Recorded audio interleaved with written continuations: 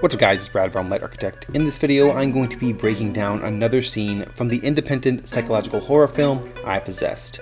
I'll be talking about lighting setups, exposure, color temperature, color grading, and just going through how we created the look for this scene.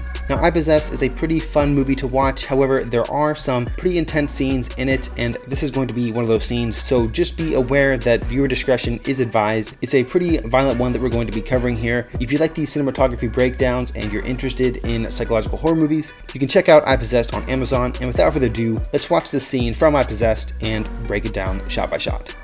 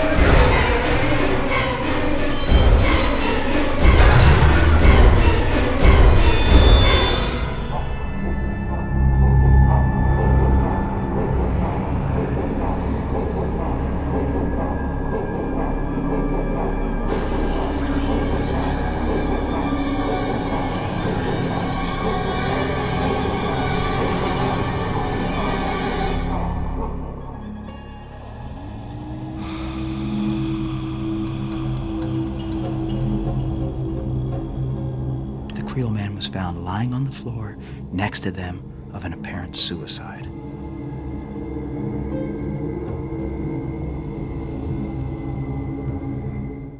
Alright, so pretty intense scene there. Let's go ahead and break down the cinematography for these scenes.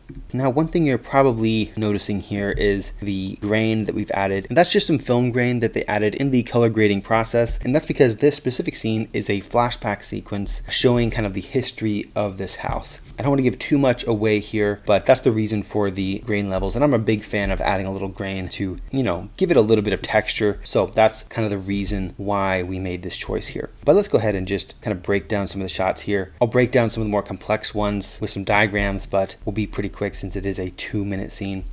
This shot is a pretty basic night exterior. I think we just had maybe 3 lights for this specific shot. You can see based on the shadows on the house here that there's a light off of camera left here. We had a 1.2K HMI. And that's just to light up both the trees here as well as our house. You can see based on the shadow kind of the direction of the light. So we have a 1.2K HMI that's hitting our house there. Probably putting that a stop under, I'd say this time, because there is some white in the house. Then we have another unit. You can kind of tell based on the light on our actor here and also his shadow. There's a sky panel S60, again off camera left. It's a little bit further back though. We wanted to light them separately since, if you put the HMI to light the house and it hits our character here as well, it would be way closer and he'd just be super bright compared to the house. So this HMI is probably further back and then, maybe 15 meters off to the left. And then we just have another sky panel closer to camera, just a little side light on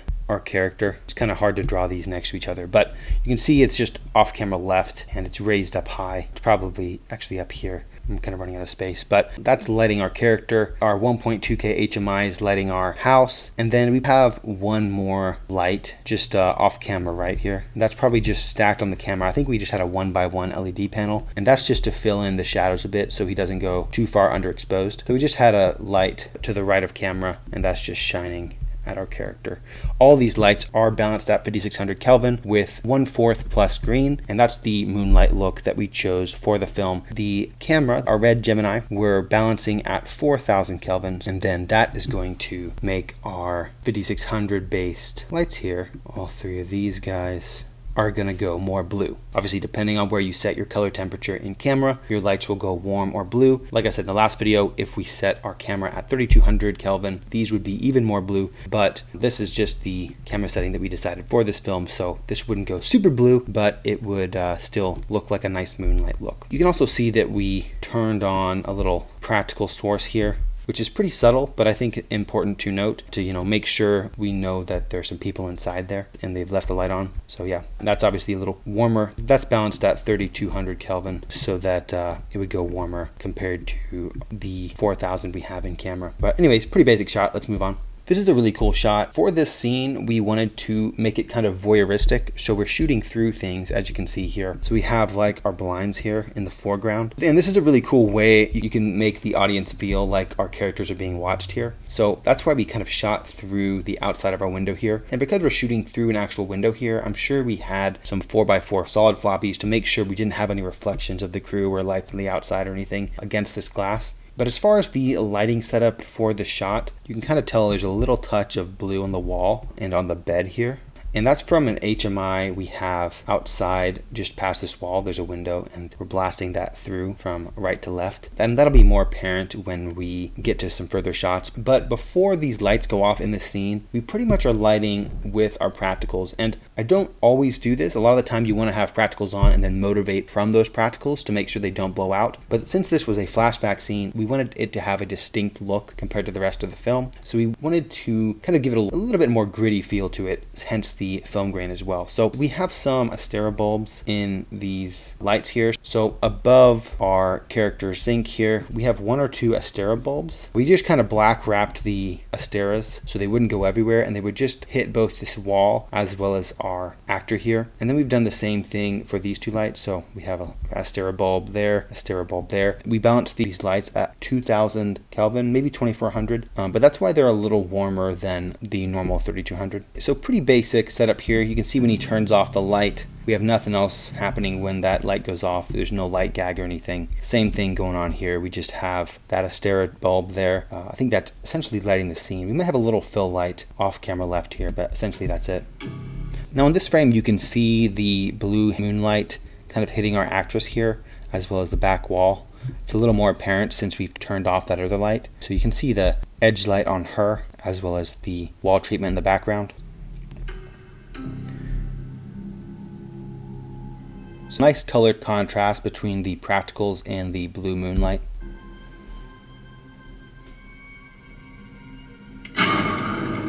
Okay, so our character here is just placed, so he would be in a reflection through the window we are shooting, and then we've just hit him with a 1x1 LED through a silk diffusion frame to make sure he's pretty soft, and then we just flag that off the window. And the key here is just to make sure your actor outside the window is lit darker than the inside where she's turning the light off. So as soon as the light goes off, he's obviously shows up there and he's much more apparent. Okay, so little HMI blasting the side of the house there. This is a cool shot. We just have we have our red Gemini on a Dana dolly going through a doorway. Those Dana dolly rails, I think we had 8-foot rails. We just put that straight on the ground and we just did that camera move through a doorway so we could show the transition from outside to inside. And then we just have an HMI, probably an 800 watt Joker outside this window blasting through. And you can see that we've actually added haze to all of the interior shots in this scene as well. And that's how you can see those streaks of light there. And this one will break down a bit more. So he comes through the door, and let's go ahead and break this one down. All right, so for this scene, we have 3 lights in play outside the house, and then 2 lights that we've kind of floated around to create shape on our actor's face for the close-ups. Now, for this wider shot, we have an HMI further outside this window, kind of just pushing through this window, and that's what's creating this moonlight coming through. It's probably about 10 meters back, and it's creating that nice streak of light, and we've raised it up a fair bit so that it can hit the ground here as well. It's a little floor treatment / wall treatment. You can see it's hitting the bed nicely there as well. Then we have another HMI here outside this window, And all of these are either 400 watt jokers or 800 watt jokers. We didn't have any LEDs on this project except for the panels. So yeah, this is probably a 400, this is probably an 800, and they're both on Fresnel lens likely. So this guy's blasting through this window and just trying to create some shape here on the floor. You can see it hits this little cupboard here as well as the floor. So you're just trying to break up, create some layers of light in this space. So we have light, shadow, then some shadow zone, light. Then you can see this windows also has some light coming through it. We have another HMI kind of back here, about 10 meters back. There's also a bush in front of this window, so we had to boost that one a little bit. You can't see the beams as much there. But yeah, pretty basic setup. Then we have probably some ceiling bounce to fill in the shadows a bit. But the haze that we have throughout this whole scene lifts our shadows already. So whenever you have haze, you don't need as much fill light in my experience, unless you just want that extra detail to play with. But yeah, a lot of the time we've used we had a little 1x1 bicolor LED panel that a lot of the time we just float around and hit it against the ceiling to make sure, we didn't go like 5 stops under or something in our fill areas. So for the rest of this interior stuff, our camera's balanced at 4,000, like I said. Our HMIs outside are at 5600 plus 1/4 green, and then we're allowing their reflective readings off the floor or even the sheets here to be around at exposure. So I'd meter that and say, okay, that's at key, we're good there. Same thing for this floor treatment. I try to keep that at exposure, and then everything else would be 2 to 3 stops under. And you're also watching your histogram and stuff, so you don't have to only rely on the meter, if that makes sense. But you wanna try to keep everything consistent. So yeah, that's pretty much what we have there. Let's keep moving along here. So you can see that. Here you can see, based on the shadow on our character's face here, that we have a little LED panel off camera left. It's just a little 1x1 panel. We might have diffused it with a 2x3 silk, but we're just balancing that at 5600 so everything, our color for the moonlight matches. And what I like to do a lot of the time when you're shooting these night interiors is you try to wrap the house with light where you want it. So say for example, you have your moonlight HMI out here. So that's coming through the window, creating some nice shape, hitting the floor, hitting the wall, and creating a little bit of light and shadow.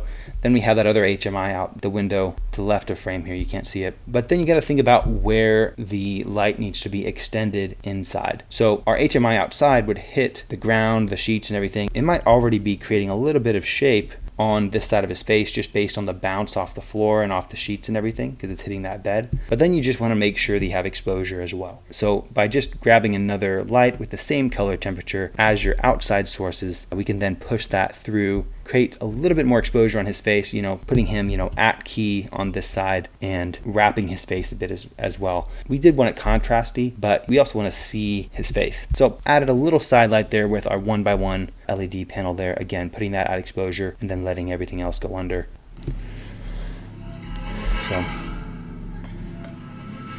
okay, so now you can kind of see where our HMI is hitting, just raking through this space, hitting the wall. Again, you're not trying to hit everything with light, you're just trying to hit certain zones. You have that hard edge, which is quite nice. This is nice shape. You're blasting through like this lamp and stuff as well to create some nice texture on this wall. And then we're ending the light here. So we still have shadow, light, shadow, light. This lamp here helps because, you're breaking up that light. So here again, same setup. You can see our HMI coming through the window is lighting up our haze a bit more in this shot. And then we also just have that LED panel through that 2x3 silk, just giving him a little touch of light on his face there.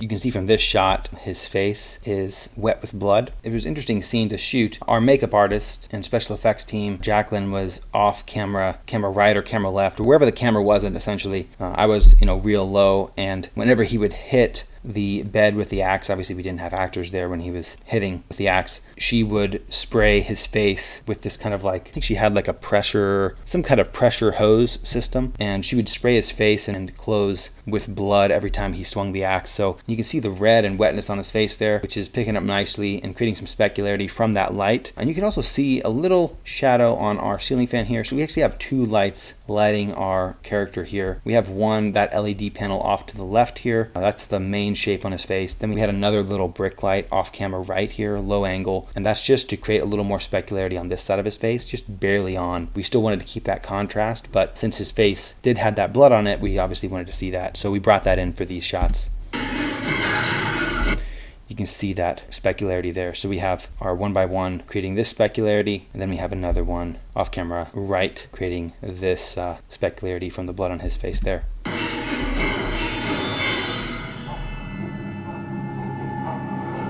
Again, once we set those lights up outside the house, it was just a matter of flying around that 1x1 LED panel as well as a little brick light. Everything balanced at 5600, going cooler like it was just moonlight. You can see based on this, we have our 1x1 through 2x3 silk off camera left. That's just creating that nice shape on his face. You can see there's a little light on the back side of his face here, but that's just coming from bounce from our lights coming through the windows.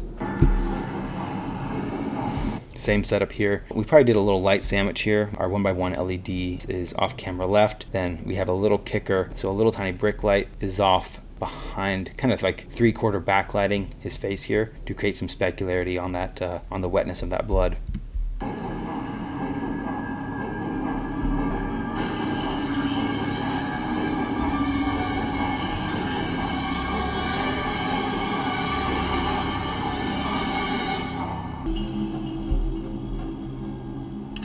Was found lying on the floor next to them of an apparent suicide. And for this final shot of the scene, we just have those HMIs outside, and then we just put that 1x1 against the ceiling. The ceiling was white, so we just bounced that off the ceiling, and then that created the fill to make sure we had exposure everywhere else. This was supposed to be almost morning, so we kind of kept that same lighting setup, but just increased the fill a little bit. You could obviously change some more things, but you always have to make things look as good as possible, but you also have to consider time. But yeah, we just had a little fill light there, a little 1x1 LED panel, bounce that against the ceiling for some soft fill, and yeah, that's for that shot. Anyways, guys, if I were to say one technique for night interior scenes, I would say first think about where you want your light to be motivated from outside of the building, and then work your way inside. For example, in this scene, it was pretty simple. We just had some moonlight, hard sources coming from outside, and I'm not even matching the angle of the moon. Some people have a problem with that. I'm not going to have a problem with it, but obviously there's a time to be just 100% realistic, but I digress here. I think what you want to think about first is where is your light being motivated from outside of your building. Then you can essentially wrap your location where certain light sources have pools of light coming from outside in different areas. So you could do a street light coming from outside through a window, or you could do moonlight, or you could do, maybe there's a neon sign if you're in the city or something, have a source coming through and raking the floor from a glowing neon sign or something. And then once you have established, okay, these are the sources that are coming from outside my location, how can I extend those on the inside? You can wrap faces with some LED panels or brick lights like I've done here, or if you have the time, you can get a bigger softbox to wrap those sources that you have from outside, motivate them further inward and shape some faces, shape your location a bit more. And then you can also think about your practical sources on the inside. So whether that be lamps, night lights, candles, a fireplace, you can motivate from a TV. There are tons of different sources you can motivate from. So always think about where you're going to motivate from, and I like to think from the outside in. So what are my outside sources, and then what are the inside sources I'm going to have? Anyways, guys, hope this video was helpful. As always, feel free to leave a comment if you have any questions or suggestions in the comment section below. Let me know if these cinematography quick tip videos and breakdowns are useful, and I'll see you next time.